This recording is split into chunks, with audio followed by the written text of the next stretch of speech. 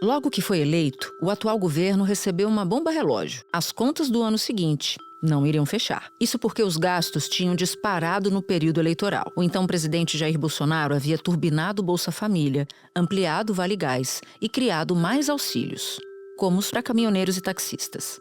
Ainda no fim de 2022, o rombo deixado pelo governo de turno era enorme. O atual governo só tinha reservado 105 bilhões de reais no orçamento para o benefício, o que seria suficiente para pagar uma bolsa menor de R$ 405.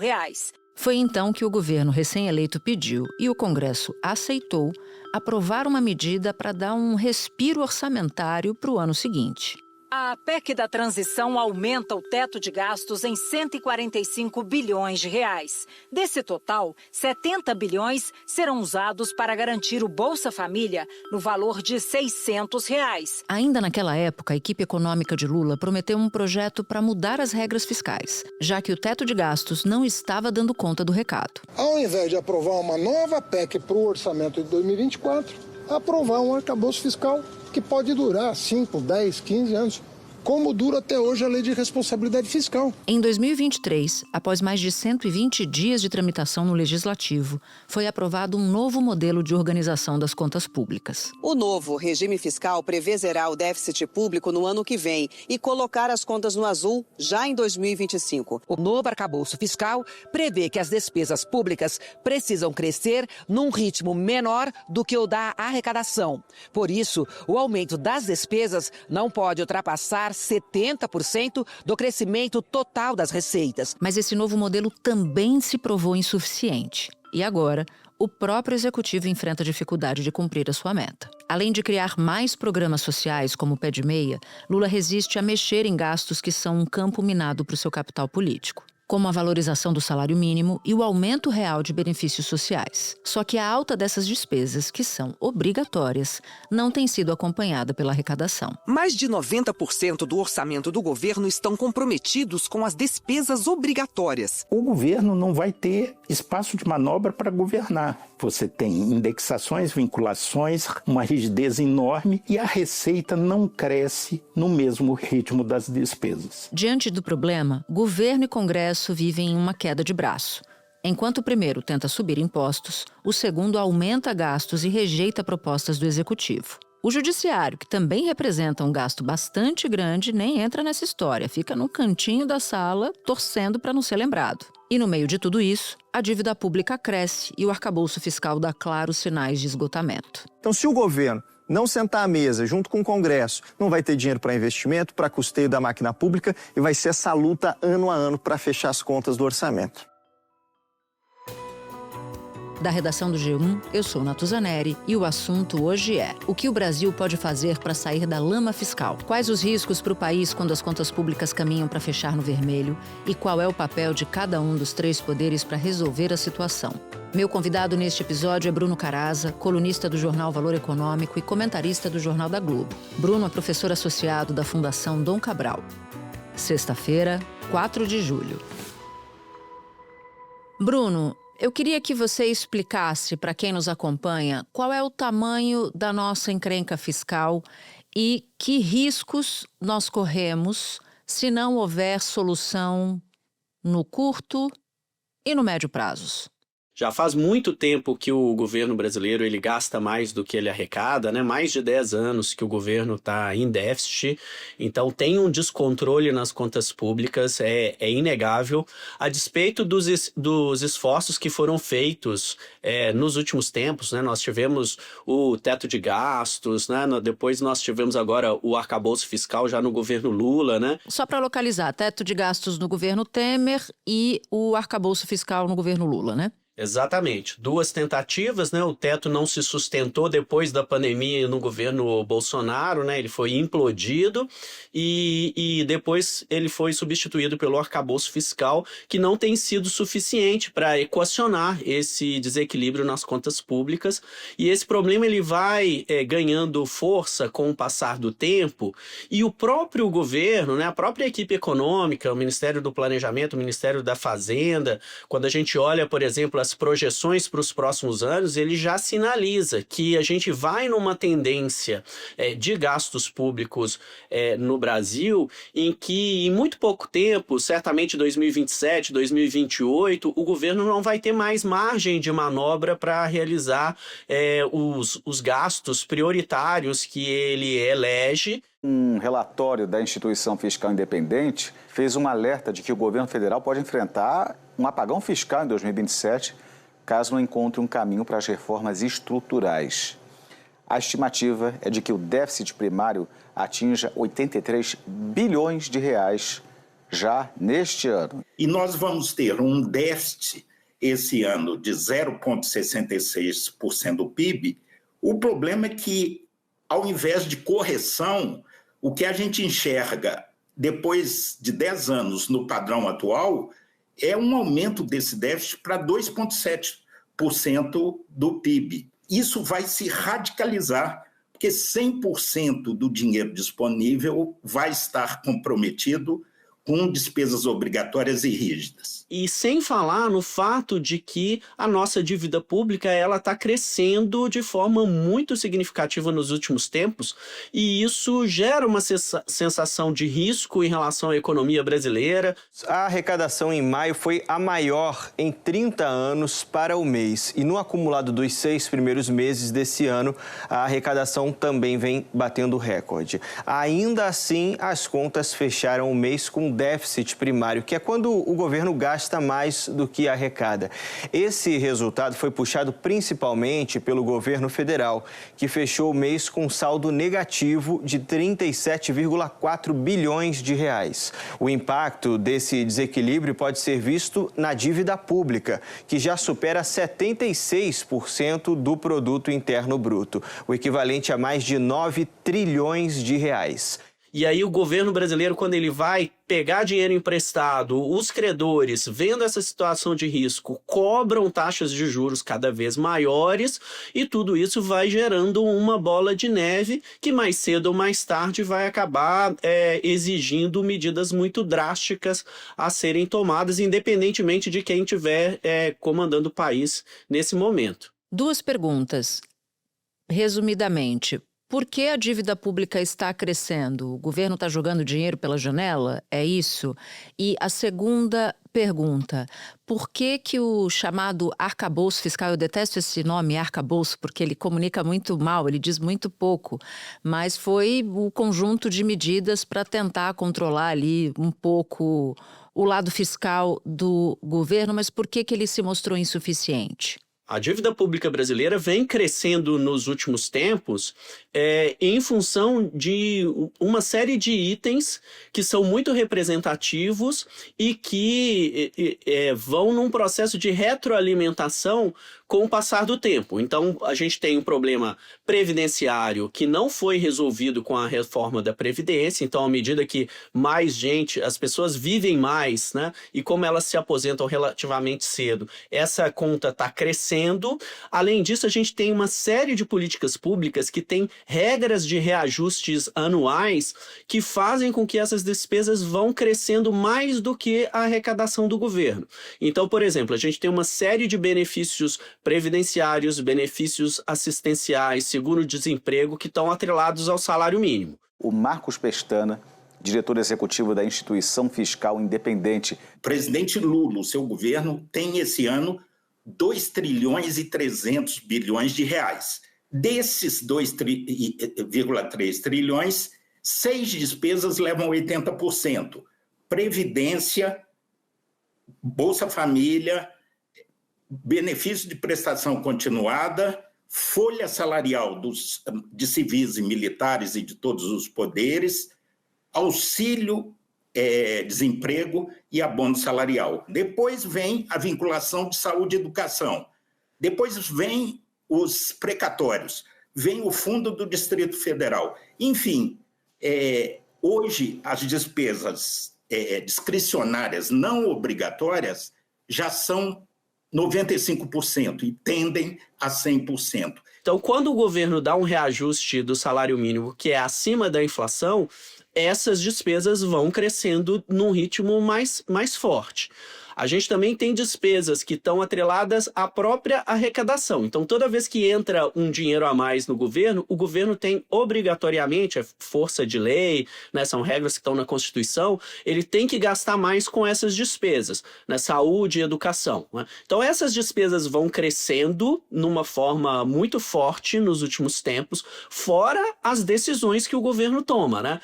Por exemplo, emendas parlamentares que estão crescendo, quando a gente olha no judiciário, né, os pagamentos dos supersalários. Então, não é uma coisa também só do Poder Executivo. Poder Legislativo e Poder Judiciário também contribuem com as suas decisões próprias para aumentar as despesas. Você citou, Bruno, os 3 poderes. Eu queria separar cada um deles para a gente conseguir identificar melhor onde é que mora o problema.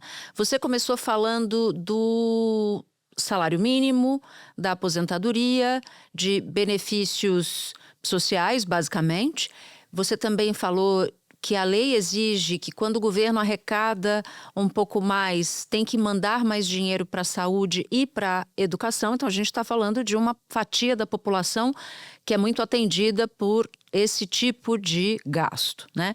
Mas eu queria entender melhor, olhando para o lado do governo, o que você vê de questão estrutural e de soluções que são apontadas para resolver esse problema estrutural, para que o investidor olhe para as contas do governo e diga assim, eu quero investir lá porque eles estão fazendo algo para controlar o crescimento da dívida, porque daí se der alguma coisa errada eles vão ter como me pagar, eu não quero jogar o meu dinheiro fora. Quando a gente olha no Poder Executivo, né, quando o Lula assume e o Haddad, como ministro da Fazenda, apresenta o arcabouço fiscal, né, por mais que você não goste desse nome, né, foi o nome que pegou, né, o arcabouço fiscal é uma regra que tenta acomodar essa situação em que as despesas estão crescendo muito por esses fatores de reajuste e o governo tem que arrecadar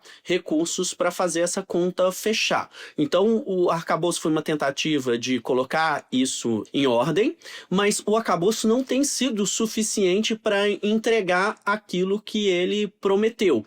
Por quê? Porque ele tem em si, no próprio formato dessa regra fiscal, um modo de operação em que o governo conta muito mais com um aumento da arrecadação do que num corte de gastos.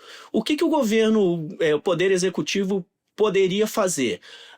Não se trata, quando se fala, né, de ajuste fiscal pelo lado dos gastos, a gente não está falando de cortar recursos para a educação, cortar recursos para a saúde ou para programas sociais.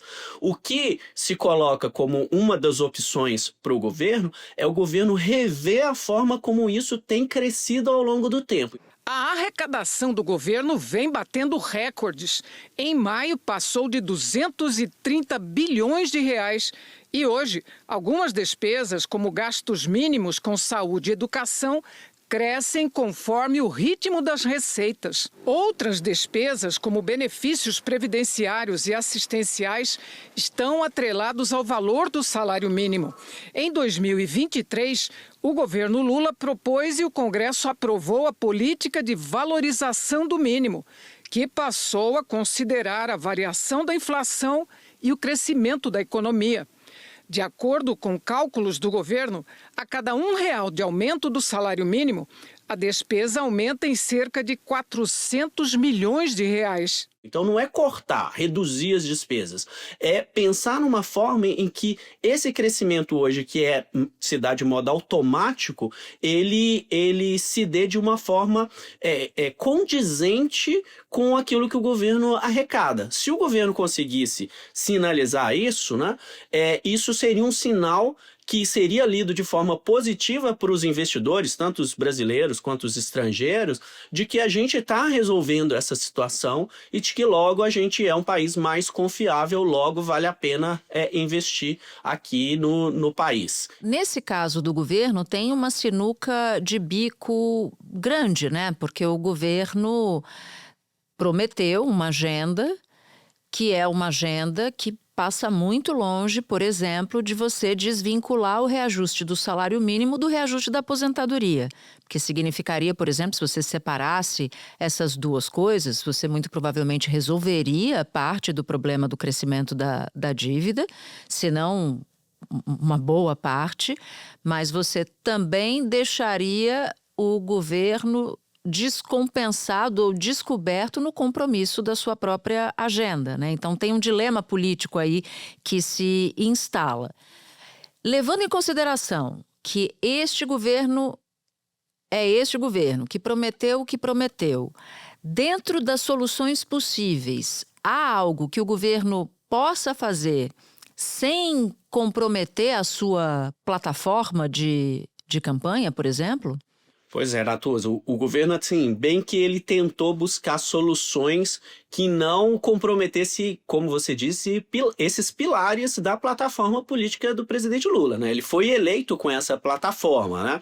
Então, desde o início do governo, ele tem procurado manter preservados esses pilares. Então, o que ele tentou fazer? Ele tentou fazer, por exemplo, aumentar a tributação.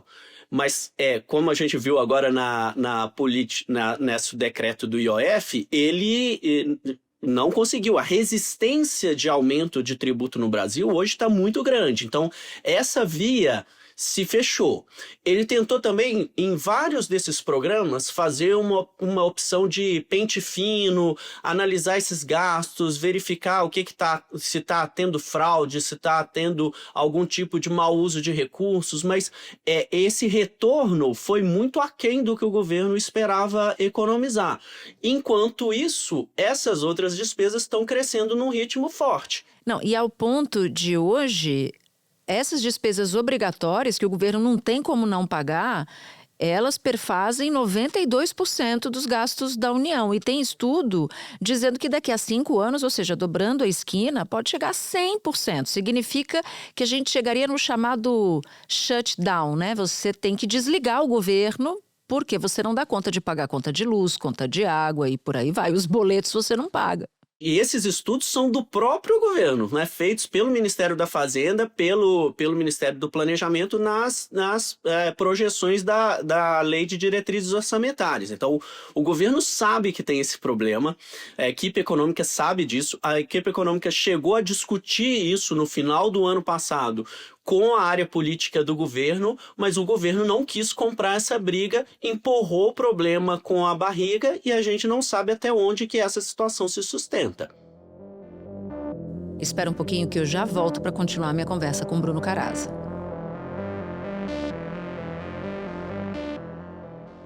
Bom, vamos olhar agora para o poder do lado. Já que você citou as emendas parlamentares, eu quero olhar para o Congresso Nacional. As emendas estão na casa dos 50 bilhões de reais e quase 25% de todo orçamento discricionário que sobra para a União, que a gente acabou de conversar aqui, é quase nada, está indo para essas emendas parlamentares, numa lógica muito perversa, porque você não sabe para onde o dinheiro está indo, a fiscalização é muito difícil, a própria Polícia Federal tem dificuldade de investigar, você imagina a população de acompanhar. Não existe indicador de eficácia dessas emendas parlamentares, então você não sabe se a emenda parlamentar está indo para um show numa cidade ou para construção, ajudar na construção de uma creche, a coisa é completamente solta. Eu quero te ouvir sobre as responsabilidades do Congresso agora. Ótimo ponto, Natuza, porque quando a gente começa a olhar os outros poderes, a gente vê o tanto de contradição, incoerência que a gente percebe nessa disputa política relacionada à questão fiscal, né? O Congresso, a meu ver, ele contribui para a grave situação fiscal que a gente tem no Brasil de duas formas, né? Primeiro, porque o Congresso ele é extremamente generoso consigo próprio, né?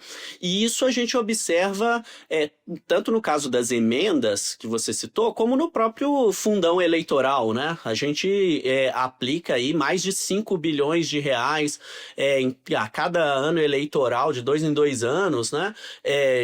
Para financiar as próprias campanhas. Claro, Bruno, que a democracia tem um custo, o financiamento é público, as eleições devem ser financiadas, mas o que se discute é o valor disso, né? A cada período eles dão um jeito de aumentar o valor para custear as campanhas. E não vou nem entrar aqui no argumento da concentração de dinheiro na mão de determinados grupos políticos, a falta de democracia partidária. Só para deixar claro que democracia precisa ser financiada, não tem jeito. A discussão é como ela está sendo financiada. As emendas nem se fala, né? 50 bi neste ano, e as emendas ainda tem um problema para além do volume, sabe, Natuza? Você citou, né, a falta de transparência, a dificuldade de fiscalizar, isso gera uma possibilidade muito grande de superfaturamento, de corrupção mesmo, de desvio de recursos, isso acontece e a gente não consegue mensurar e nem combater isso, mas tem outros problemas, né? O volume de gastos das emendas é muito grande e a qualidade desse gasto é muito ruim, porque esse volume de recursos, ele é alocado de acordo com o interesse eleitoral do deputado ou do senador. Esses gastos eles não estão concatenados com as grandes políticas nacionais que a gente tem na área de saúde, na área de educação, na área de assistência, né, na área cultural. Então é um recurso que está sendo gasto segundo a lógica eleitoral do deputado e do senador, que quer simplesmente maximizar a sua chance de continuar no poder, né? E o terceiro problema que as emendas têm é que, como é o parlamentar que decide onde aplicar, e ele faz isso segundo a sua lógica eleitoral, tem regiões do Brasil que recebem muito mais recursos do que elas precisam, porque às vezes tem 2, 3 deputados daquela região, e tem outras regiões que são verdadeiros desertos orçamentários que não recebem praticamente recurso nenhum das emendas. Então, do ponto de vista até regional do país, é tudo muito ruim, né? Então, esse volume de emendas não tem paralelo em outro país, né? Tem um estudo do Marcos Mendes, do Hélio Tolini, mostrando isso, e é uma situação que precisa urgentemente ser revista.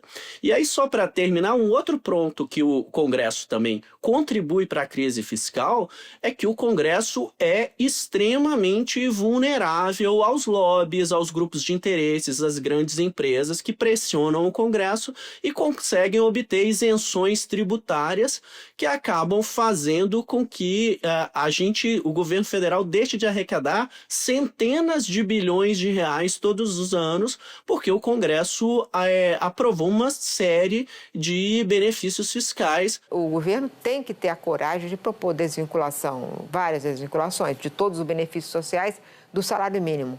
Ele tem que ter essa coragem. Não teve até agora, não tem consenso interno. Por quê? Porque o salário mínimo tem crescido acima da inflação no governo Lula, porque ficou congelado no governo Bolsonaro. E aí os benefícios sociais crescem, porque estão vinculados ali, nessa mesma proporção. Então, isso cria um rolo compressor nas contas públicas. Mas quando o governo propôs, olha, o Fundo Constitucional do Distrito Federal dá para desvincular da receita líquida, aí o Congresso não deixou.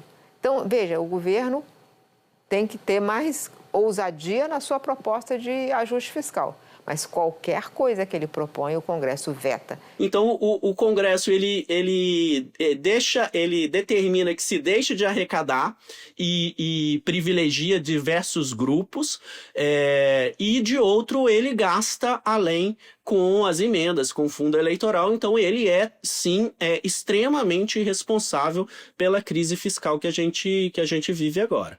Bom, no caso do governo, eu tinha dado o argumento do governo em relação à agenda, à plataforma de governo, ao programa de governo. No caso do Congresso, vou dar o argumento do Congresso e eles dizem assim: nós é que estamos no município, nós somos o elo mais próximo com a ponta da sociedade, portanto a gente sabe sim o que um bairro, uma cidade, uma região está precisando. E eles fazem um outro argumento de que, como eles são a maior representação da sociedade, eles se enxergam dessa maneira, eles são aqueles que têm contato com os grupos todos da sociedade. Então eu queria te ouvir rapidamente sobre esses 2 pontos. Pois é, esse argumento de que eles entendem mais da realidade, ele faria sentido se a gente fosse um país como, por exemplo, são os Estados Unidos, ou como são vários dos países europeus, por exemplo, em que o voto é distrital. Então, o deputado, ele é eleito por um determinado município, por um grupo de municípios pequenos, né? E aí, se aquele deputado não leva o recurso que aquele município, aquele grupo de municípios, aquela região, né, está precisando, ele é punido na eleição seguinte e não se reelege. No Brasil não funciona assim. Nosso sistema eleitoral, o deputado, ele é votado no estado inteiro. Então ele não sofre essa cobrança da população, porque se ele não levou o recurso que a população por exemplo, eu sou mineiro, né, do norte de Minas precisava, de repente ele recebe os votos suficientes para ser eleito no sul de Minas. Então ele não é contestado pelas escolhas equivocadas que ele vier a fazer na alocação de recursos. Então, esse argumento, ele não se sustenta pela lógica do sistema político eleitoral que a gente tem no Brasil. Bom, qual é a parte que cabe ao judiciário para solucionar esse problema? Primeiro, qual é a parte do problema, né? E depois, como é que daria para encontrar uma solução? De onde vem esses super salários que a gente acompanha, né? Todos os dias a gente é bombardeado por manchetes falando que juízes recebem aí 100 mil, 200 mil, 500 mil, né? Num determinado período, né? Tanto no judiciário quanto no Ministério Público, essas carreiras, né, da magistratura, né, os promotores, os procuradores, eles têm, nos últimos anos, explorado uma brecha que existe na nossa Constituição, que estabelece, né? Nossa Constituição estabelece que nenhum servidor público, de espécie alguma, pode receber mais do que o ministro do Supremo, né? Algo como 40 e poucos mil reais, né? Que é o que ganha um ministro do Supremo. No entanto, tem uma brecha na Constituição que estabelece que pagamentos indenizatórios, que seria, por exemplo, uma viagem a trabalho que você faz uma despesa no seu próprio bolso, né? Para o trabalho, e aí você vai ser ressarcido desse recurso. Esse tipo de pagamento, segundo a Constituição, e aí de forma acertada, não estaria sujeito ao teto, porque senão o servidor seria lesado por exercer o seu trabalho, né? Mas o que os membros do Judiciário e do Ministério Público têm feito? Eles têm criado uma série de auxílios, de benefícios, de adicionais, que a gente, de forma jocosa, passou a chamar de penduricalhos, mas que são extremamente relevantes do ponto de vista dos recursos, e que esses adicionais eles são carimbados como se eles fossem indenizações, e com isso essas carreiras acabam burlando o teto, elas podem furar o teto com isso, e tem um bônus aí ainda, né, que indenizações, segundo a nossa legislação tributária, não estão sujeitas ao pagamento ao recolhimento de imposto de renda.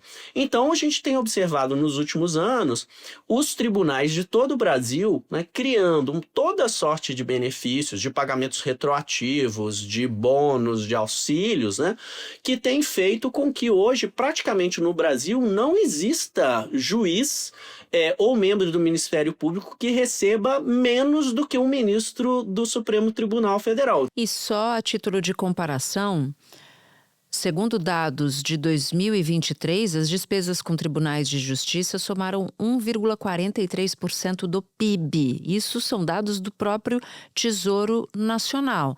O Tesouro fez uma análise de 50 países parecidos com o Brasil, países diferentes do Brasil. A gente está em segundo lugar, a gente está perdendo para El Salvador, mas economias avançadas gastam 0,3% do PIB. Economias parecidas com a do Brasil gastam 0,5% do PIB. E na média dos países todos, é 0,3%. Ou seja, a gente está muito acima do que se gasta. Tem algo muito errado aí, né?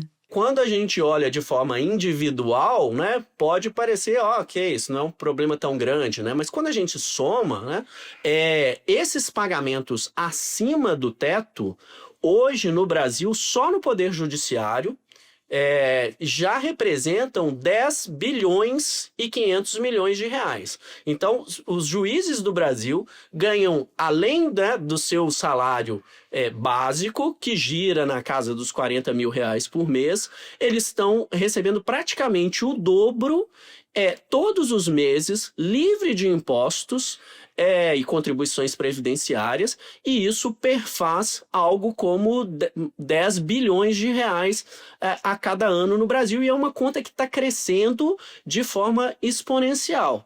Ou seja, é mais se o governo tivesse conseguido convencer o Congresso, porque o ministro Fernando Haddad tem um projeto para cortar os supersalários, né?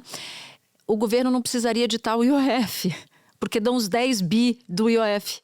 Natuza, o país está praticamente parado nessa área econômica, né? Há mais de um mês debatendo o decreto do IOF, né? Que é um buraco de 10 bilhões de reais, né? Sendo que apenas os 19 mil juízes que existem no Brasil estão ganhando, além do teto, o equivalente a um decreto do IOF que seria suficiente para equilibrar as contas públicas nesse ano no Brasil. Que, na verdade, é uma burla. É uma burla o próprio judiciário, os próprios representantes da justiça, eles estão burlando aquilo que a nossa Constituição estabelece, que é nenhum servidor público pode ganhar acima do que ganha um ministro do Supremo Tribunal Federal. O líder do governo no Congresso disse que pretende construir acordo para temas como o fim dos supersalários. Tratar o tema dos supersalários é uma das prioridades do governo que nós estamos pedindo a compreensão do Congresso Nacional para debatê-la junto conosco, porque esse se tornou um problema crônico para ser enfrentado. E tem um outro fator que eu acho o mais preocupante de todos, né, em relação a isso, que a cada vez que a população vê uma notícia mostrando que juízes estão recebendo mais de 100 mil reais por mês sem pagar imposto de renda, isso fragiliza a confiança que a população tem no Poder Judiciário e acaba alimentando um sentimento de que, olha, nós temos mesmo que fechar o STF, nós temos mesmo que reduzir a atuação dos juízes. Então, é uma questão fiscal, mas é uma questão que, a meu ver, ela acaba transbordando para o próprio sentimento de apoio às instituições que a gente tem no Brasil. É um tiro no próprio pé que o judiciário tem dado com esses salários astronômicos que vêm sendo pagos para os integrantes da magistratura. E aí você tem, o seu estudo mostrou isso, desembargadores numa média de ganho mensal de 140 mil reais, num país em que a grandíssima maioria da população não ganha um salário mínimo. Quanto que da população ganha um salário mínimo? São 60% dos brasileiros? Entre 50% e 60% da população brasileira ganha abaixo do salário mínimo no Brasil. Só dá para resolver isso de um jeito. Os três poderes se sentando na mesa e decidindo cortar na própria carne. Todo mundo dando uma cota de sacrifício aí. E lembrando que os sacrifícios são diferentes, né? Porque o sacrifício que se pede do governo é um sacrifício que atinge programas sociais. Atinge a população e a população mais pobre. Atinge a população. Agora, se também não tiver sacrifício do governo, a população mais pobre também é atingida. É atingida com inflação, é atingida juros com mais altos. Juro alto. Exato. Então, o governo não tem escapatória a não ser se sentar e decidir cortar na própria carne. E os outros cortam na carne deles próprios, não é nem da população, porque uns falam de emendas parlamentares e os outros falam dos seus próprios ganhos, não é isso? É isso, e é por isso que é tão difícil a gente chegar numa equação, Natuza, e à medida que a gente se aproxima da eleição do ano que vem, né, esse problema se torna mais agudo, porque o governo, de um lado, não quer atacar essas questões estruturais, porque elas são extremamente impopulares, né, porque elas mexem com um eleitorado muito cativo do presidente, e do outro lado, o Congresso não quer abrir mão das emendas, porque são a garantia de reeleição dos deputados e dos senadores, e, por outro lado, parte importante do Congresso quer mais é ver que o governo, né, vá se esvaindo nessa crise política, porque tem também um projeto político aí da direita que quer ver o governo sangrando para aumentar suas chances de reeleição. Enquanto isso, o judiciário assiste de camarote, porque ele não vai querer dar a cota de contribuição dele, cortar na própria carne, né? Se os outros dois não se resolvem. E toda vez que se apostou na antipolítica e na anti-institucionalidade, o que veio foi o flerte com o arbítrio, né, Bruno? Então, é preciso que todo mundo tenha bastante juízo. Bruno, que maravilha conversar com você, porque a gente conseguiu chegar em todas as pontas soltas dessa grande dificuldade que é encontrar uma solução razoável, madura, séria para o nosso debate fiscal. Obrigada, bom trabalho. Apesar, né, do assunto ser árido e deprimente, ainda assim foi um prazer conversar com você e com seus ouvintes, Natuza. E antes de me despedir, vou te fazer um convite. Compartilhar o assunto com quem você quiser. Você ouve o assunto no Spotify? Então compartilha por lá. Assim o nosso conteúdo chega a cada vez mais ouvintes. Este foi o Assunto, podcast diário disponível no G1, no YouTube ou na sua plataforma de áudio preferida. Comigo na equipe do Assunto estão Mônica Mariotti, Amanda Polato, Sara Rezende, Luiz Felipe Silva, Tiago Kazuroski e Carlos Catelan.